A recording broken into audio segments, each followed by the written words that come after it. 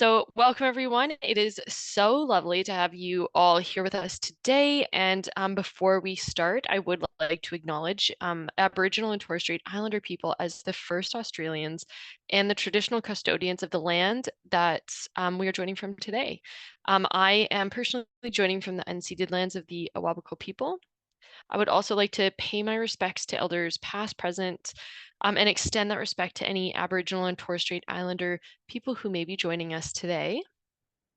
So again, thank you so much everyone for joining. On behalf of the National Center for Implementation Science, it is my absolute pleasure to have you with us for this session, looking at how health equity research is being meaningfully applied to improve program implementation. I am Kat Lane. Some of you may know me. I'm a researcher with the National Center of Implementation Science. My current work is focused on health equity, so you can imagine how thrilled I am to introduce our presenter, Gabriella McLoughlin, or Gabby, as we like to call her, who is an assistant professor in the College of Public Health at Temple University in the United States. So Gabby is an implementation scientist working in the policy and community space. She brings a passion for improving implementation of evidence-based policies and programs that address health equity in pragmatic ways. So before I hand over to Gabriella, I will flag that we will have time for Q&A later in today's session. We will be monitoring the chat, so feel free to pop any questions up that come up during the presentation just in that chat, including at the end of the presentation if you just want to type those questions in. Otherwise, we will open up the floor for questions after the presentation has finished. Anyways, that is all from me. I know we're very excited to hear more from Gabby, so over to you, Gabby, whenever you're ready. Thanks, Kat, and thanks everyone for joining. It is such a pleasure to be here. We've been talking about doing something along this line for a good couple of years now, so we're finally getting to actually getting webinar. So I'm lucky to be talking to you guys today. I'm based in the US, but as you can tell, I'm not born and raised here. I'm actually from the UK, so the talk is going to be much more focused on health equity to improve implementation of evidence-based programs and policies. So as I mentioned, I'm a faculty at Temple University. I'm also a member of the Washington University Implementation Science Center for Cancer Control. And the team that have done a lot of this work with me is a small group we formed at Temple called the Community-Driven Implementation Science Lab. And I'll point out some of the funders who've been able to graciously support this work over the last couple of years. One of them is the NIH, or the National Heart and Lung Institute. Just want to preface this by saying this work that we're about to present is not the opinion or the interest of the NIH, but again, our work in our intellectual activity. So again, I don't speak on behalf of the NIH, just a disclaimer, keeping the purse strings happy. So I'll just start off with a quick bio. So I came from undergraduate at Leeds Beckett University, then went on to do graduate education at the University of Illinois. And then towards the end of that kind of master's doctoral phase was, I think, the time that I started to really care about not just evidence-based interventions, but how they're being implemented. And so that kind of led me to go and pursue a postdoc at Iowa State University to do some statewide programming. And then that led me to a second postdoc at Washington University in St. Louis. And again, it's kind of a strange move, but COVID times were strange, and it really gave me some concentrated time and development to learn implementation science. And so I'm hoping to share some of the work I've done since that with you. And I really hope to engage in some discussion as well. So just a quick overview. We're going to start out with an overview of how health equity and implementation science can be this beautiful partnership and connection. So I'm hoping to really talk through how that looks and what some of the models and theories and frameworks that are coming from health equity and how they can be utilized in implementation science. And then I'm going to talk about how I've actually been applying some of this work in an ongoing study that is just very, very new. It's a 5-year study. I'm going to talk a bit about how we're using some of those methods in real life. And then I'm going to talk a bit about how we can not only enhance implementation through health equity, but also dissemination. And dissemination is a massive issue that we probably haven't given as much priority or attention towards as we have implementation. So I'm hoping to use a bit of time today to walk through how we've built a community advisory board, or a CAB, to help equitable dissemination of research evidence. And then we'll talk about some directions, some potential next steps, and then some Q&A. So we know that implementation science acts as this bridge between research and practice, as the very intelligent Paul Letterbrook talked about in 2018, I think it was. We know that it's about a 17-year gap between what we see as research findings in evidence through randomized controlled trials or observation or cohort studies.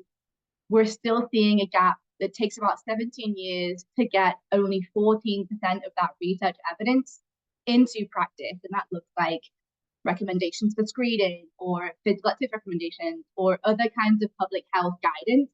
It takes such a long time for research to be seen in practice space, whether it's policy or clinical or community health practice. So implementation science really helps us understand how best to implement something in the context that we need to implement it in. Okay, so just again, I'm not going to spend too much time going over this because I know we have a lot of folks who do this work already. So hopefully this bridge the gap mentality is really why you're all here, because you want to learn how to bridge the gap between research and practice. But what I want to kind of maybe use this time and try to give some examples of today is to how we can not only use implementation science, but use the right theories, frameworks, and models that have been developed by health equity scholars over the years, and really carefully and meaningfully integrate that into the work that we're doing. How can we get the right people on board? So not only people who are working in research, right, but the people who are the end users of implementation, our recipients of implementation, our children, our families, our communities. How can they meaningfully contribute to the process of implementation and also enhance the science? Because without their voice, our work is not going to have the impact that we want it to have. How can we also assess and do some maintenance, right? How do we measure implementation as it's happening to make sure that we are actually implementing as planned? And then finally, how can we repair or maybe even remove some of the harmful effects of implementation that we don't actually know or unintentionally furthering inequities? So again, just using this really terrible construction metaphor to try and build a little bit of a case here for how we can use health equity in implementation science, and not just thinking about implementation as usual or as planned. We have to be thinking about the end user throughout the whole process. And my biggest question really to sort of launch into today is, if it does take 17 years for just 14% of our research evidence to become practice, how much longer are we going to have to wait before we actually get the intended effects in mitigating inequities in our most marginalized population, right? Is that going to be 20 years, 25 years? And how can we reduce that time and give as much attention to implementation as we do to implementing the right way, implementing with an equity mindset? That's my big question, and hopefully I'll try to get there a little bit over this talk. So it kind of started a little bit for me working in my first year at Temple. We got asked to write a brief commentary around, well, how can dissemination and implementation science benefit from addressing health equity? This is not the first paper to address it at all. There's been some amazing work by scholars in implementation science who've then been able to integrate the work of health equity scholars. But I'm also a visual learner, so hopefully this is going to help you a little bit. I've got a lot of visuals to go through today. If we start out with this arrow at the bottom over here and thinking about how we do not consider equity. If we just think about an evidence-based intervention such as food assistance or HIV care, which is the case for my colleague, Dr. Martinez, if we just think about why not people are implementing evidence-based guidelines and stop there, thinking about implementation success or failure, we're never going to really get to our outcomes of improved capacity, equitable implementation, or improved health of our marginalized population. But our kind of key facet and our key point here is that we need to understand what is driving implementation, this middle box right here, what is hindering implementation, and how can we use the work and the construct of experts that come before us to really get at those central questions. If we're able to do that, plus we're able to co-create desired outcomes and share information with our partners, they're able to give us feedback as implementation is happening. And so we're not actually waiting for the end of our trial, the end of our study. to then say what did work or what didn't work. We're able to really implement and refine and adapt based on the needs of our context over time. And so this kind of bidirectional support right here, as you can see, between the implementation and the outcome is really what I think is a key ingredient to addressing inequities, especially when it comes to the implementation science world, in public health, whichever disease outcome we want to look at. The problem is that I found that it's really, really hard to understand and measure whether something is being implemented with an equity mindset, right? How do we even conceptualize that, not on an academic level, but also in a real world level? We can't always tell, right? And especially as people who, like myself, who just always look like or come from the same background as people that I'm working with in the community, it's really hard for me to make an assessment, and it's probably really problematic for me to make an assessment, around whether something is being done with an equity mindset or whether it's being done well. So one of the things we did, and this is through my first postdoc, was we went to do a international systematic review with school-based health policy. What measurement tools exist? What kinds of constructs or themes are we seeing through these measurement tools? And where are the gaps in the research? And how is that going to point us to making some advancements in the field? So as you can probably guess, most of the measurement tools we found were really, really, as you can see on the top here, really addressing fidelity and compliance to a policy. We had almost all of the tools, there were 87 tools in total, that addressed this issue right here. And as you can see, if you go down in terms of the top constructs to the less used constructs, this is just the top 10. There were so many other constructs that we wanted to look at that were not even touched in some of these measurement tools. We also noticed that issues of health equity or building trust or power sharing or other issues that relate to health equity and social justice were absent from any measurement tools that we found. And so that really kind of gave us an insight as to, well, how do we mend this gap, right? And so that kind of led us to something else we worked on a little bit later. So this is one commentary that we put in PBM just in February. And I much prefer this figure to the one I showed you before, because it actually breaks down into not only how do we look at the evidence-based policy, but how do we look at what some of the implementation requirements are, the data needs, and then taking all of this into consideration, how does this tell us how best to implement that policy or program to elicit outcomes on health equity and health disparities. So for instance, if we take our free school meals program, which I'll talk about later in the US, some of these tenets are pretty obvious, right? But it's free school meals for all. We want to address food insecurity. These are all tenets of that evidence-based policy or the evidence-based practice. And now when we think about a policy lens, we need to think about, well, what are the requirements to implementing that? Because that's going to tell us how we can build our own measurement tools to assess fidelity and compliance. But going beyond that, how can we understand determinants to fidelity and compliance? And then going beyond that, how do we think about this data needs? How do we think about equitable implementation beyond just, did we do the thing or did we not?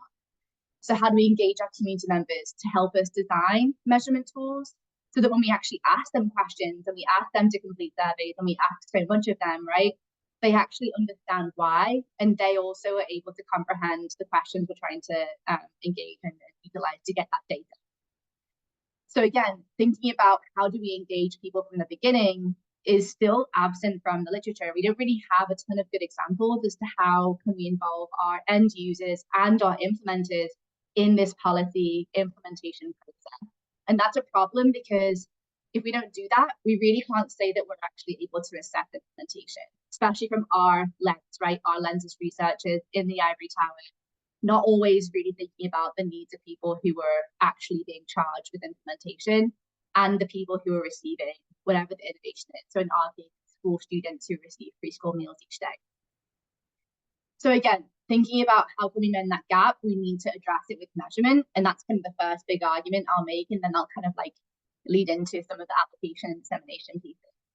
So this is a project that I've just finished up. It's in review right now. It was funded by the School Food Alliance. We basically wanted to, through two aims, you can kind of see the aim 1 here and then aim 2 is in these 3 boxes. We wanted to not only bridge the fields of implementation science and health equity, we wanted to develop measures measures, so survey tools, to understand the determinants of implementation, or what we call barriers and support systems, right? We wanted to understand how we measure the process of implementation and the outcomes. So that process is really how we get things done, the how to. And then our outcomes are really thinking about, again, fidelity, compliance, feasibility, cost, sustainability, etc. So these are really important pieces that don't often get put together. And we don't really have a good way of understanding that in a health equity context. And I keep saying this, in a health equity context. It's really hard to try and put this into words. So again, I'm just going to show you. So again, aim one was to essentially get feedback on what constructs we should be using to guide the framework. And that was a survey tool we developed. And then aim two was really doing some cognitive interviewing with teachers, parents, students, administrators, food service, because again, we started out with very much a school meals mindset, which I'll share a bit more later. And then thinking about how do we use end user feedback to basically establish more external validity. And then we're moving on to the internal. So thinking about how do we actually see if these questions we're asking people to complete, how are they actually going to make sense in the real world? And we want to get that feedback first before we begin to use these tools in research or in larger scale cohort studies. So just a really quick glance at some of the frameworks we use. We use health measurement framework, the consolidated framework of implementation research, which I think I'll talk about later. For the processes, we used 3 different frameworks. So one of the mentors on the K Award that I have right now is the Get into Equity framework, which I'll talk about a little bit later. Through Systems Dynamics, Repair, Restructure, Remediate, Remove, Provide, which is a really great framework if you're thinking about how to address some of these barriers to accessing programs such as free school meals. And then for the outcomes, our outcomes framework by another proctor who's an absolute game changer in the field of education science. I'll really quickly show you that our sample was, again, mostly practitioners, a few researchers, and then a good chunk of people in nonprofit and consultancy space. However, most of our sample was white, which is a problem because in the US, we know we have a lot of underlying structural racism, and we don't really have the engagement from people who are actually reflecting the populations we wish to serve. So this is a major limitation in this particular part of the research. I'm acknowledge that right now. So again, taking these pieces of feedback with a grain of salt, what we did was we were able to survey 150 people to get their perception of those frameworks we just shared. What are some of the main constructs that stand up to them? What are some of the priority areas that we should be looking at for measurement? And then from there, we developed an initial survey tool that could be used for students, parents, food service, admin, and other school teachers and staff to basically understand implementation from their perspective through a health equity lens. And so we went back to literature, tried to find some questions, tried to find some items that could be used in the measurement tool, and then really had to start from scratch. So that was even more of a justification for us doing the next step, which was doing some cognitive testing.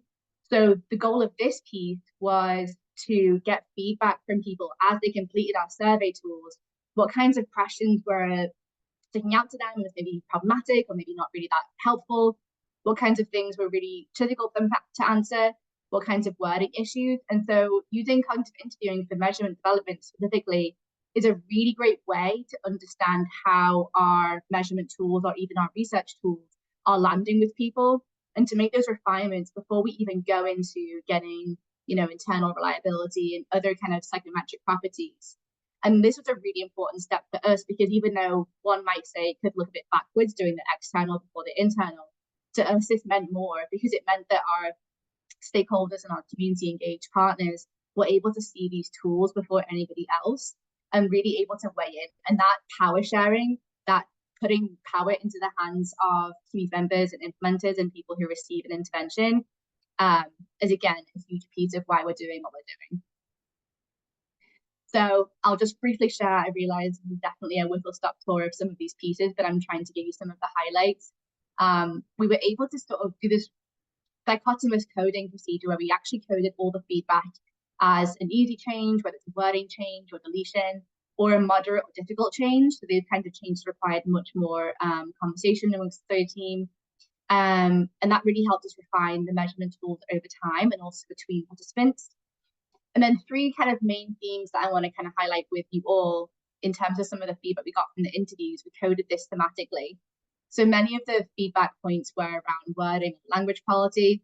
But I think one of the things that really struck me was that when we talk about issues like stigma, issues like discrimination, many folks still do not appreciate those terms, or they don't really know what those terms are.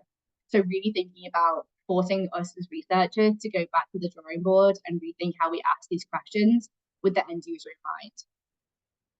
We also found lack of control. A lot of people don't really have as much control over the policy as we think that they do, right? And so oftentimes it's just really big reality check for us to think about what are we asking and how are we asking it, because that's going to really help us get the data that we need.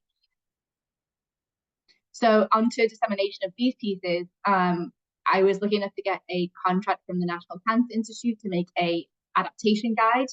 And so that's actually here. It's on the website, which I'll share later. But this adaptation guide basically gives all of the survey tools that we landed on in a policy neutral mindset. So it's again taking out all of the food related policy questions and replacing it with language that's more neutral. And then adaptation guide to help people actually take the tools, adapt them, and then utilize them in any policy setting that they wish to, whether it's physical activity or tobacco or early childhood nutrition. These tools can be used, and we want people to be able to adapt them and refine them and give us feedback at the time. So again, I can share that at the webinar, but I welcome you all to kind of be able to use these tools and not start from the drawing board, which is the hardest thing to do.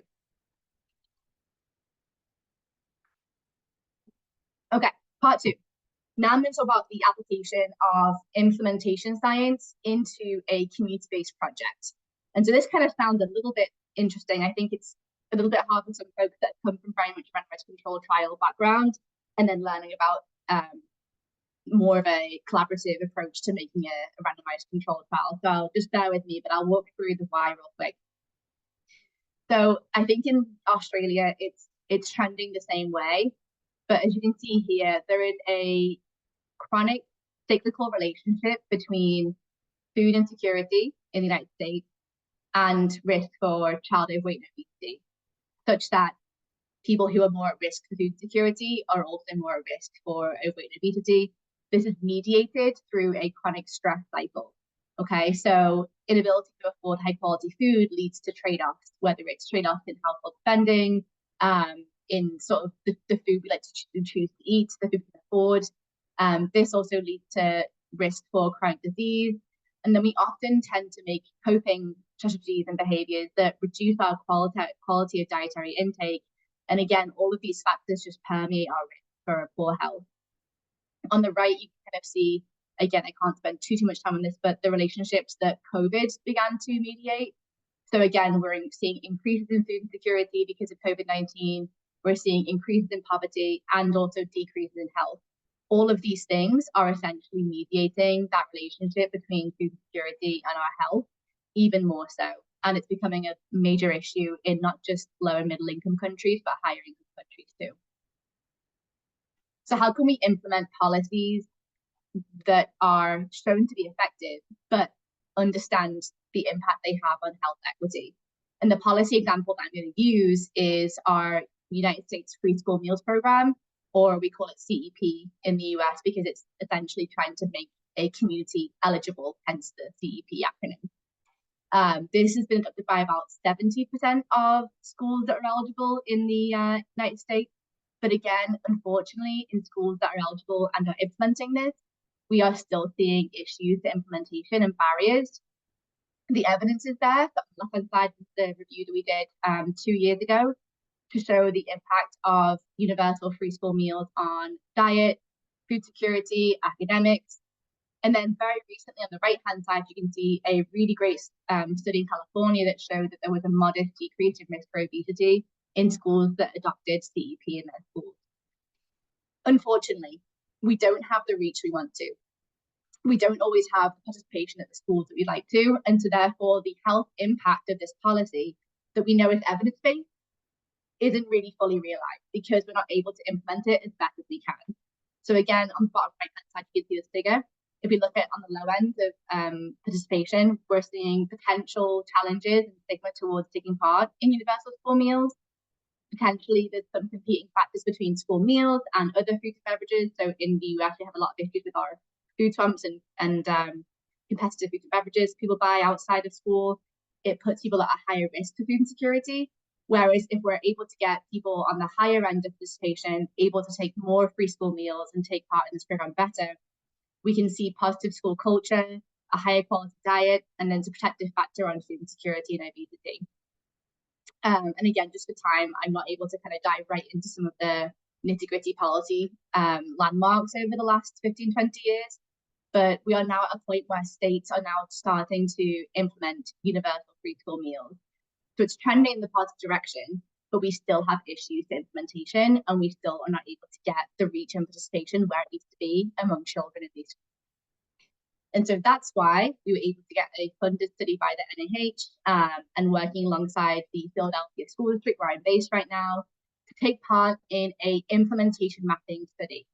Now, I'll just walk you through this diagram. This embarrassingly took about 20 different attempts to make, so it's probably terrible still, and I apologize, but it's comprising 3 aims. And so I'm going to run through findings for aim 1. All you need to know really is that aim 1 is a needs assessment. So we're looking at what are the barriers to implementation, what are the supporting factors. That leads us into aim 2, which then takes us into this, okay, we have the barriers, we have the supports. Now, what can we do to actually address some of these issues, and what can we try to test in a randomized trial to try to see, over here with aim 3, key implementation outcomes, so penetration or, again, uptake of school meals.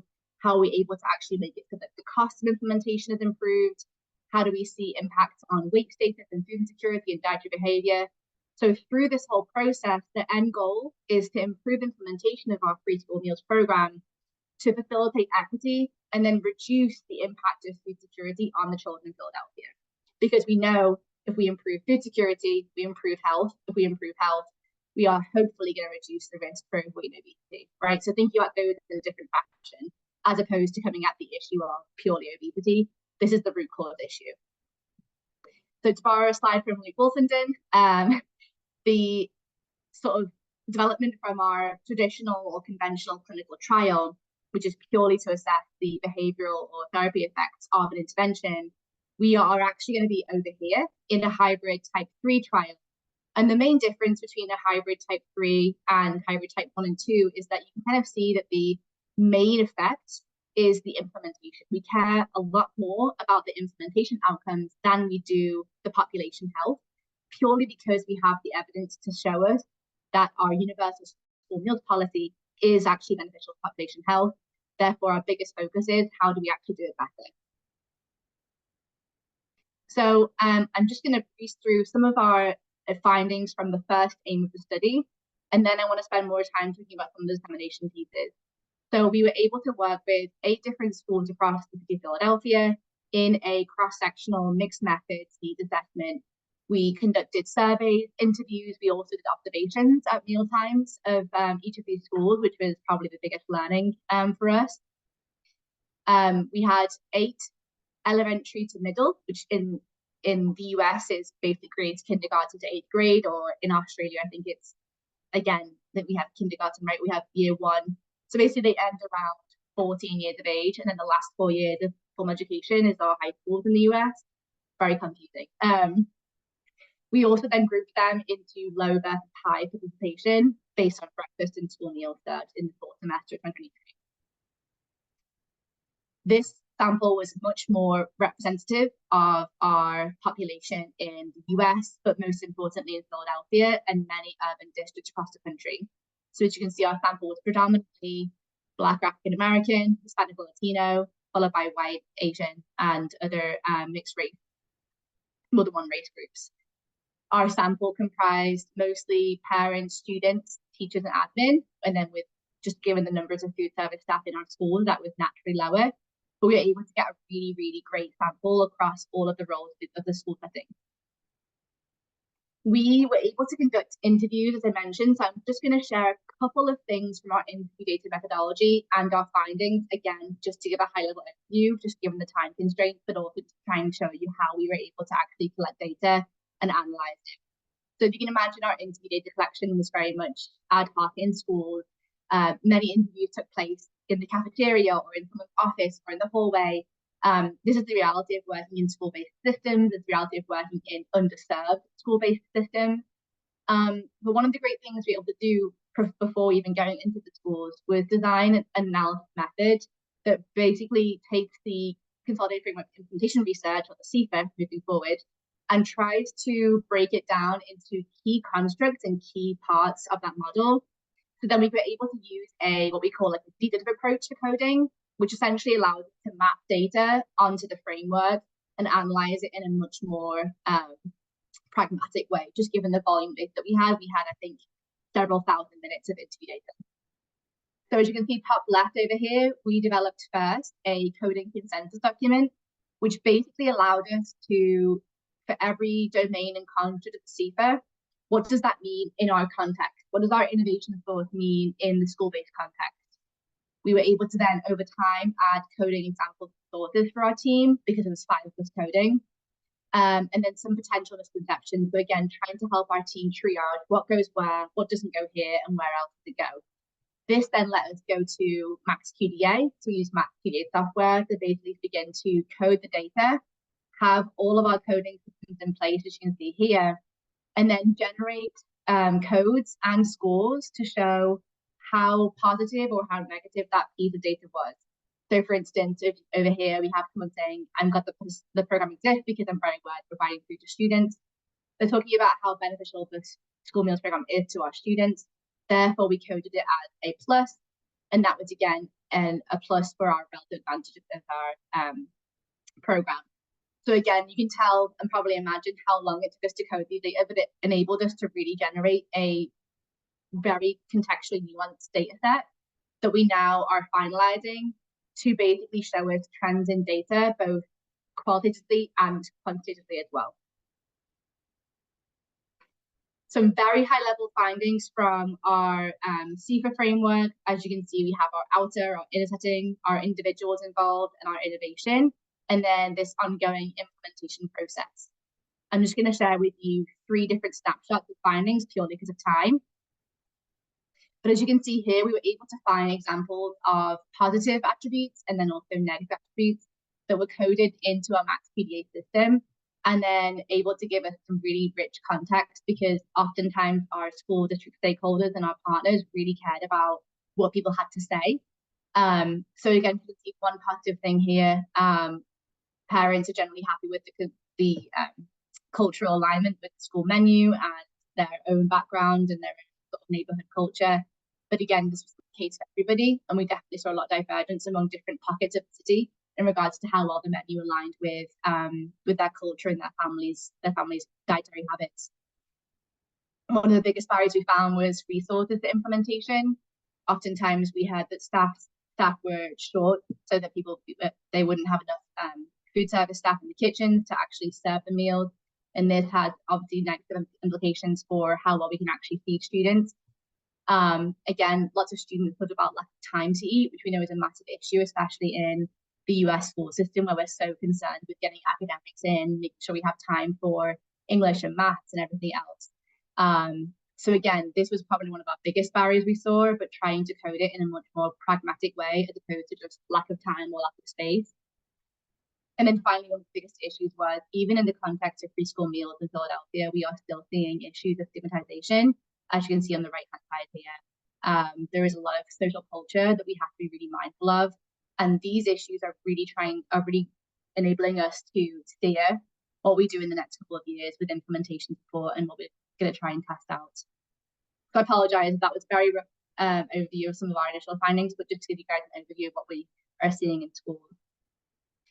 Some final steps for analysis. We are then now mapping on for all of the schools and all participants. We have data on graphics, so we have race, ethnicity, income, education level, etc. We have school level factors such as participation rates of the schools, like full service or whether they have a smaller kitchen. We're able to now add these characteristics into the software and then compare all of our constructs from the CFIR model and trying to see where is the greatest prevalence and where are we seeing differences according to groups and demographics. That's going to really help us understand where there could be some inequities in implementation when we factor in things like participation rates, where are schools struggling, where are some schools that are serving our most deprived students, and what are some of their barriers, and how can we use that to actually prioritize their needs so we can really try and transform the implementation climate of the school meal system. And then in aim 2, our goal is to utilize the Getting to Equity framework, which is on the left-hand side here. And again, just the time, this really allows us to consider issues such as increasing healthy options, reducing deterrence, building on community capacity, and improving social and economic resources. So whatever we develop, we want to make sure that it really tailors onto this framework, because if we aren't able to reduce deterrence to participation at the same time we are potentially introducing something new and shiny into the school system, or some new innovation that's potentially more education focused, it's unlikely that we're able to see the effects that we want if we are not taking into consideration the nuanced issues and determinants of health that are actually driving participation much more than just the menu or the staffing that's there that day, right? What are the root causes of participation, and how can we use frameworks like the Getting to Equity framework to actually drive what we do next? And that's the most important thing, is that we're leading on the work of others that come before us and using that to map onto something that we can really say is equity informed. And this whole process will take a whole year, purely because we want to be able to get the people in the room that make those decisions, including students, including parents, including our food service staff, because without their input, we're not going to be able to succeed. And then whatever we try and test out in our trial may not work, and we can't go back in and do it, right? So getting those voices in the room is the most important thing. So finally, how do we build equitable dissemination practices? How do we actually do that through a much more community-based approach? And how do we think about dissemination as its own science, and dissemination as a big bridging factor between our research and practice and equity in practice? So I'm going to walk you through a little bit about a third study that we've been wrapping up that maps onto the study that we just talked about. So this is going to essentially feed directly into the mapping procedure. But we got a little bit of funding from the Wash Youth Centre for Diabetes Foundation Research and the Council of Black Health. They funded us to basically develop and test how best to form a community advisory board to enhance equitable dissemination of evidence. That was our first aim, was just to recruit, just to try and figure out how do we get folks in the room who have really great experience and interest and lived experience that haven't really been included in this kind of thing before. And then second aim was, how do we evaluate their perceptions of the CAB? How do we kind of lean on their expertise and their own perceptions of the research process to make sure that we are doing the best job we can as researchers to including them throughout the whole process. And so again, thinking about asking for input from our CAB members as opposed to studying them as a research group, they get to then drive what happens in this whole process. We also wanted to think about how do we utilize frameworks and expertise of people in the dissemination space. So the Designing for Dissemination and Sustainability Action Planner is a fantastic tool. And this was created by folks at WashU as well. And it really kind of walks you through this cycle. As you can see, we talk about number 1, seeking out partners. Number 2, empathize and outline the problem, grasp the context, confirm and co-design dissemination products, develop a dissemination plan, planning for sustainability, and then also iteratively evaluating, How do we do this when we are thinking about a community-based intervention and a policy that really touches the lives of so many people in our city? This process and this model really helped us to organize our thinking, meaningfully engage our advisory board members as opposed to having it be more tokenistic, and think through a really, I feel, stepwise way to disseminating our evidence as research into the hands of the public and making it very known that the data are public, they're involved in all the processes, and they get to control how we do this. So the key themes of control here coming on: power sharing, giving some of the control to the hands of the public is probably one of the biggest things we can do as folks in research. So I'm not going to go through every little step here just because of time, but as you can see, I want you to point attention to table 1 over here. So we had 2 students in high school, we had a parent, we had researchers, and then we also had folks from different anti-hunger organizations and also from the the public health department in Philadelphia. As you can probably imagine, we had more females than males, but we had a decent breakdown of race and ethnicity and then also age groups. One of the biggest things that we did was went back to the drawing board, tried to comb through as much as we could that was published on guiding how do we actually establish an advisory board and how do we do this in a way that's very, very much focused on the needs of the community before the needs of researchers. And so again, took us a little while. We had some interest meetings. We invited folks to come along. We were able to provide compensation for every person that joined our advisory board. It was, I think, $50 per session. So we ended up having 6 meetings over the course of this last year. So again, it just shows a little bit of investment in their time, their expertise, and their knowledge. And it helped, I think, with the recruitment as well. So I know it's not always possible, but the compensation of people to come to the table is, I think, just shows that we're able to say, we value you and we respect your intelligence and your expertise. Please help us and please, feel like you're a member of our team. So I'll walk you through a little bit about some of our products we developed together with the advisory board. But the most important thing was that we were able to actually have our students and families, our schools, and our community organizations receive different products, and they all receive different dissemination items beyond a publication or a boring 5-page report. We also planned for sustainability, and the last few slides I'll show you is just some of the survey data that we found and some of the ways in which we asked our CAB members how they felt valued and how they felt a part of the team. And that really helps us evaluate how well we're doing in engaging CAB members, but also how well they think the CAB is working and what they think they're bringing to the table. So again, this is going to happen. This is probably the first year of 5 of the grant, and it's going to keep going, we hope. And our goal is that by the end of the 5-year study, we're able to really have this start to finish engagement with the community. So to help evaluate this based on the grant, we utilized a survey that was previously developed by some folks at the University of Chicago with 5 key constructs. So mission, commitment, communication, respect and trust, and balance of power. And I'll just show you a very crude overview of what kinds of questions we were asking. And the arrows on the right-hand side show you where we found improvements from baseline to the end of the year, and then slight decreases in ratings from baseline to the end of the year. The most important questions that we felt in this process were that members followed through on tasks they agreed to perform, the board was willing to examine topics raised by all members of the group, and that people thought their opinions were actually regarded and appreciated by members of the CAB during meetings. We did see some decreases in terms of the resources for implementation, and then also value of that person's organization, where folks might have changed jobs over the last year.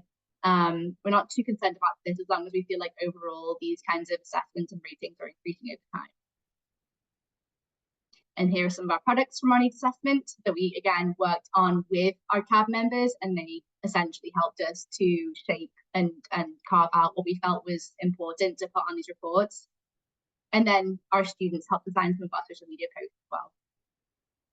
And this is our CAB and our research team with our cheesy logo. So now I'm just going to end with some context here regarding national and global collaborations, and then just some implications that I think we can consider for policy and practice. So I've been able to be, and I'm just going to draw a few of these. So I'm working with the Global Child Nutrition Foundation, which are based in the US, but also in Africa, Europe, Asia, and Latin America. And I'm helping them to design a survey that goes out to all of their member countries to understand implementation of school meals. I'm also working with the Research Consortium for School Health and Nutrition that's based at the London School of Hygiene, again, trying to build capacity for early career and young folks to get involved in science, especially from low and middle income countries.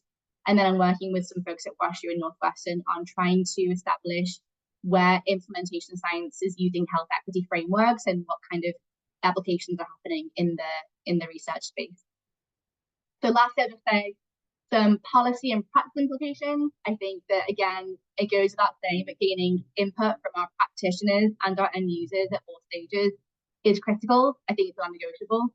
And if we can't do that, then we need to really be looking at the research space and literature to really lean on what's been found before we even start to think about implementation.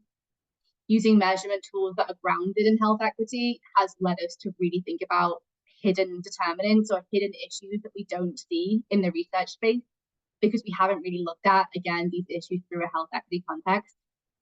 And then using our knowledge and our time and energy to look at implementation downstream, I think can really help modify and change some of the upstream issues, such as policy change, policy introductions and modifications, and then also enhance how we are actually enforcing policies beyond just fidelity and compliance. And then finally, how can this help to support the Australian Citizen Science Centre? I hope this work can really mend the gap by helping people to integrate health equity and implementation science to enhance assessment, to enhance some of that maybe multi-methods or mixed methods data collection, excuse me. And then also how can we support equitable dissemination to make sure that our end users and our implementers are really being considered in the whole process. And I'll stop right there. Thank you so much. And I'll take any questions and happily go back to any of the slides, but I apologize to whistle through that.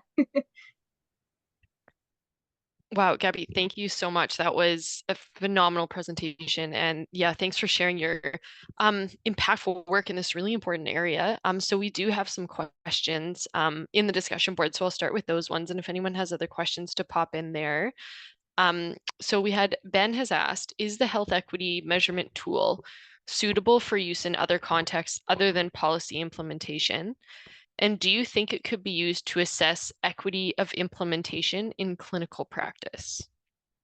That's a great question. So I would say yes, and the adaptation guide that I've developed can hopefully guide some of that thinking, because really what we did was try to bring to life the constructs and the key tenets of those frameworks and how that looks in a public health space when we actually ask people.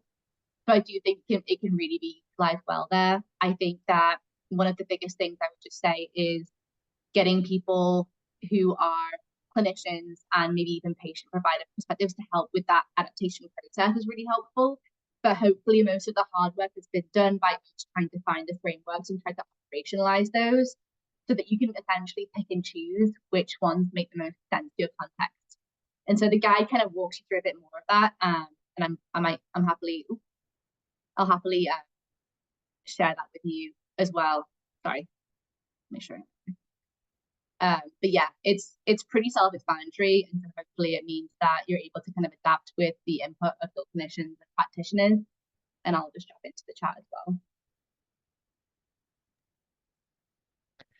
Fantastic. And so we have another question. Ed has asked, what are the biggest things that you've learned from forming a community advisory board? I think the biggest thing was that we were really open with the fact that we had done this for the first time and we genuinely did not know what we were doing. And so the main reason was that we wanted to get their input and expertise from the beginning. I think that was just a really great opening for people, because sometimes, especially in the research space, and maybe this is more of a US issue, but a lot of folks don't trust researchers to serve them right or to engage them in a way that's respectful. So I think that was one of the biggest things that I kind of tried to sort of convey very early on, was just be very clear that we're seeking their expertise as opposed to just their presence to check a box.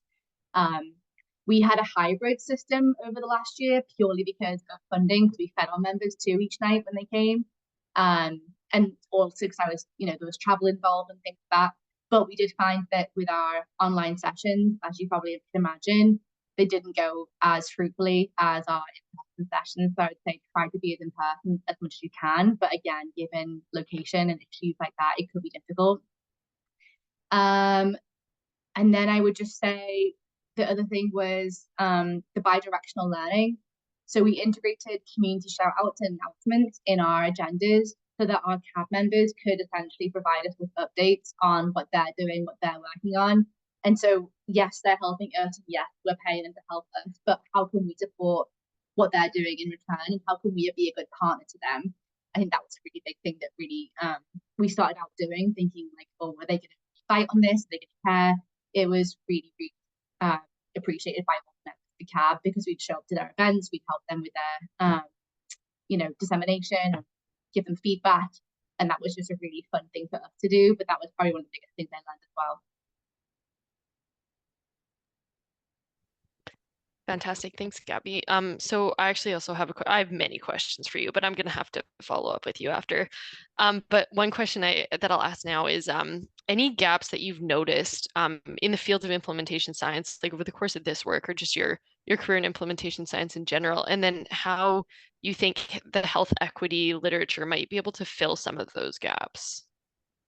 Yeah, so one of the things, and I'm sorry I glazed over the slide, but the frameworks we built into the measurement development study, we only really had two that were original implementation science frameworks, the CFA and then the factor outcomes framework.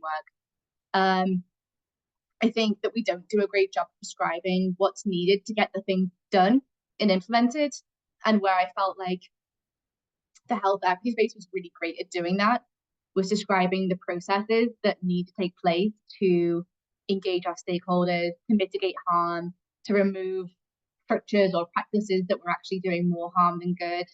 And I think that's what a lot of people are doing really well in the health equity space, is they're able to really engage with people and develop beautiful interventions that are very, very entrenched in the community. Whereas I feel like sometimes we in implementation science are so focused on like the theory or the framework and how we can be as tightly, faithful to that as possible, and then go and do the thing in the community. I think that's what we're missing, and that's what we need to be really careful of, just trying not to be too researchy and too like clinical in our focus. So I think that was one thing that I was starting to see more, and it really lifts off that black box of like, how do you do the equity thing? Um, and it's a lot more simple than most people think, because it really is about relinquishing some of that power and control and putting it in the hands of the people that you're asking to do this extra thing for you to get, papers or grants or whatever, right? So I think the biggest thing that we need to think about is all of the issues that we see that result in inequities are because of power imbalances. And so if we can shift the power narrative and shift that whole piece of the puzzle, people are much more willing to work with you once they realize that they are an equal partner and they're not just someone that you're trying to use to get a grant or a paper, you know, which unfortunately has been the way in the past. So I think that's probably the biggest thing I've learned.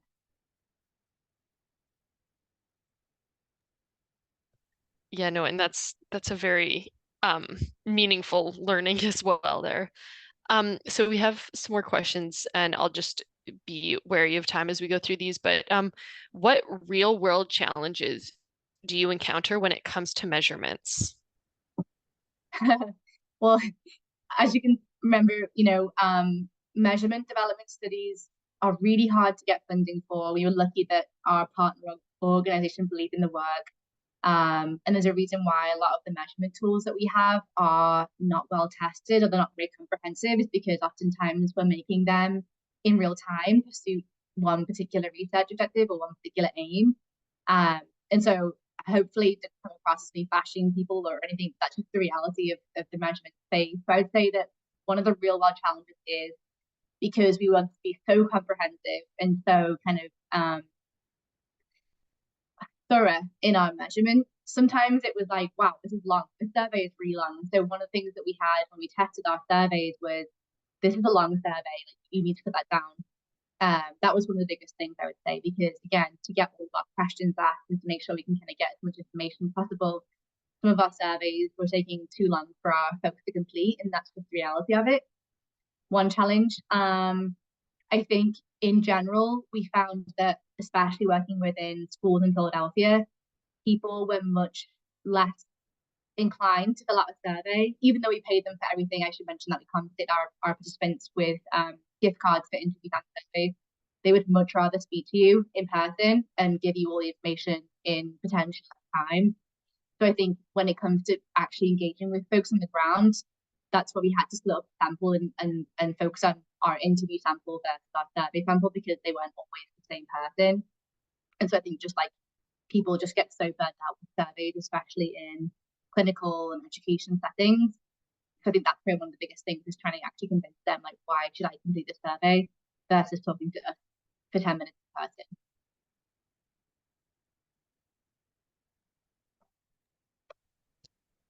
And then we also have a comment that I'll read next in case you have a reflection on this, but they have said, thank you for acknowledging the importance of partnerships and working together with community. Gabriella, this is really important in our field of practice. Oh, thank you. Yeah, I mean, it's really hard work, and I think at least in the US at the minute, there's lots of defunding of lots of public programs, and it's really hard to ask people to take on more. And I think that's kind of a really cool thing though about how we get to be implementation scientists is we get to say we don't want you to start something new or reinvent the wheel. We're trying to see what are you doing already and how can we strengthen that? How can we make the impact greater? And how can we raise the profile of what we're doing? So I think that's kind of the cool bit that we get to be a part of that and hopefully increase capacity rather than burn people out. So I've tried to be really mindful of that. And honestly, even with this grant that's going in this week, like it's really shaped by the needs of the district. And then we try to make it science to kind of get that through the door, but it really is listening to what their needs are first. And it's definitely helped as a researcher to not worry about like is your idea sound? If it comes from your partners, um then yeah, it's definitely worth doing. We maybe have about 60 seconds left, but we had one last question come through. If you've got time for a quick response, did you adjust your engagement during interviews to ensure it was culturally appropriate? Um, I think if I'm understanding the question right, in terms of engagement, like our verbal engagement or our engagement of during participants during the interviews. during So interviews, yeah, yes, I would say I'm trying to give an example. We made many adaptations to our interview guide based on mm, how questions landed with our participants.